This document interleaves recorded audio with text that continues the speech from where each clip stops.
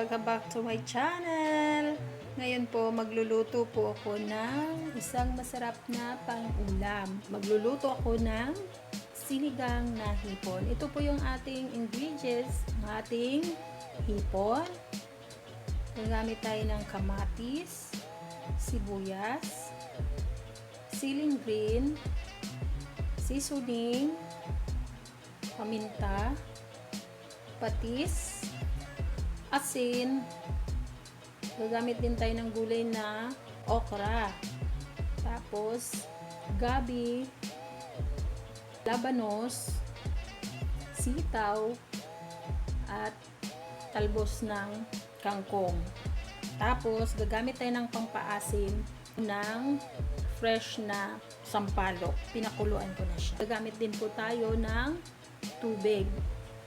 So, umpisa na tayo guys sa pagluluto ng ating sinigang na hipon. Okay guys, mag-start na tayo.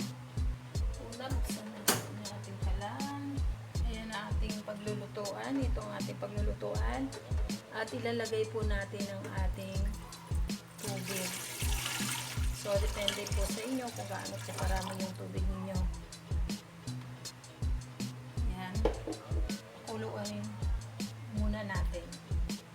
Pag kumulo yan, saka natin ilagay yung ating kamatis at sibuyas. Tapos yung mga matatagal na lutuin na gulay, katulad ng labanos at saka ang ating gabi. Ayan. So, pakukuluin muna natin yan. Hintayin natin kumulo. Tapos saka natin ilagay.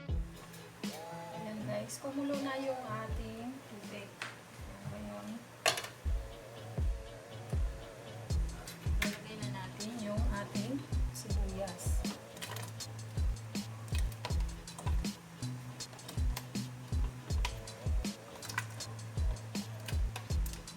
Magtitira tayo para mamaya pag malapit na maluto, maglalagay tayo ulit para pampaganda ng kanyang. Sabay na rin natin yung ating gabi para maluto na siya. Okay. Dahil madali lang naman maluto yung ating hipon, kaya unahin na natin siyang ilagay. Ating pampaasim. Luto na siya, dinurog ko na siya para mamaya hindi na siya mahirap gawin. Pakuluin natin ulit.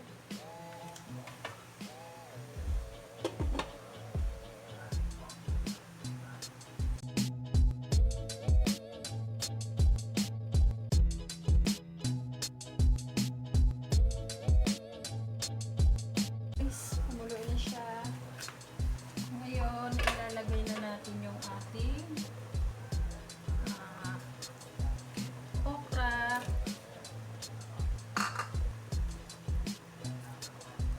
ating labanos. Lagay na rin natin.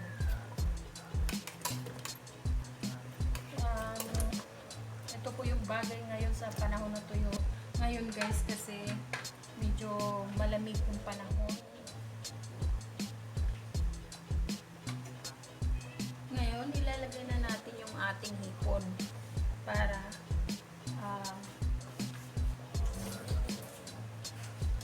maluto na siya. So, lagyan natin dyan.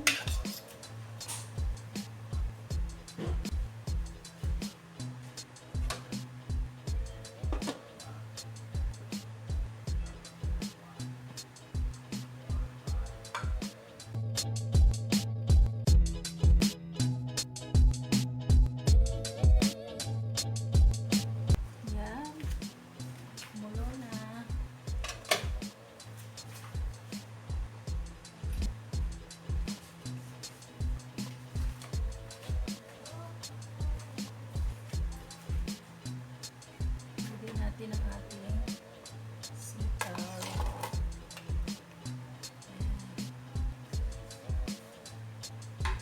So, ayan guys, marami talaga siyang sabaw. Dinamihan ko siya ng sabaw kasi medyo marami ng kanin. Ayan, lalagyan natin. titimplahan natin siya ng asin.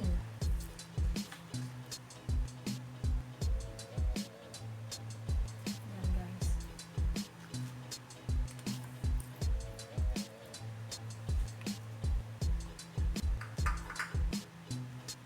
Tapos maglalagay tayo ng patis.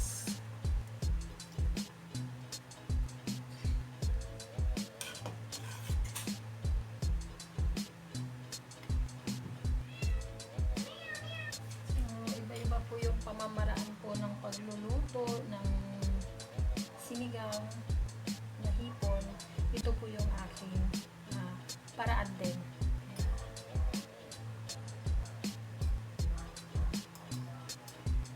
Gata ng black pepper.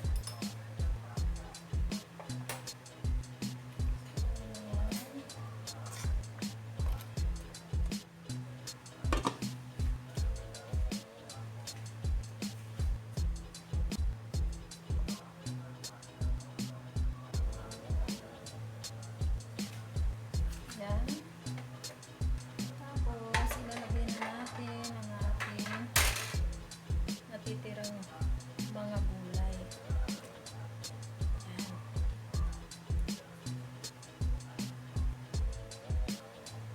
Tapos yung ating natira na kamatis. At yung ating pampaasim. So, tansya-tansya muna natin. Baka masubraan sa asim.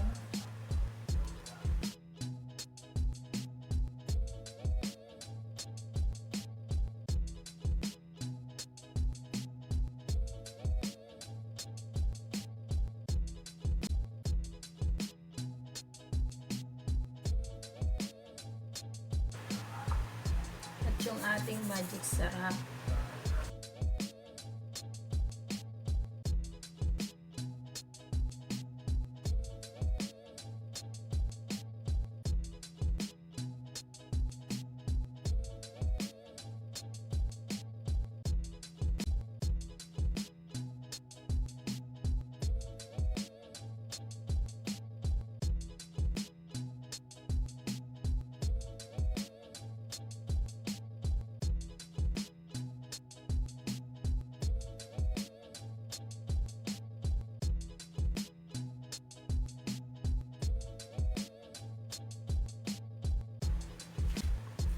Lagyan na natin yung ating talbos ng kangkong.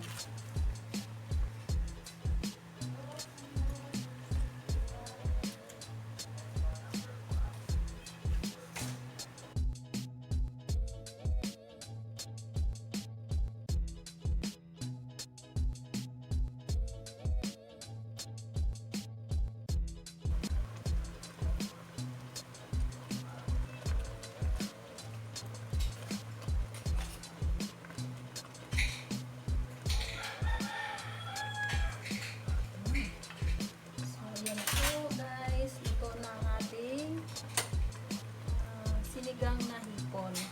So, ngayon ilalagay na natin siya sa ating lalagyan.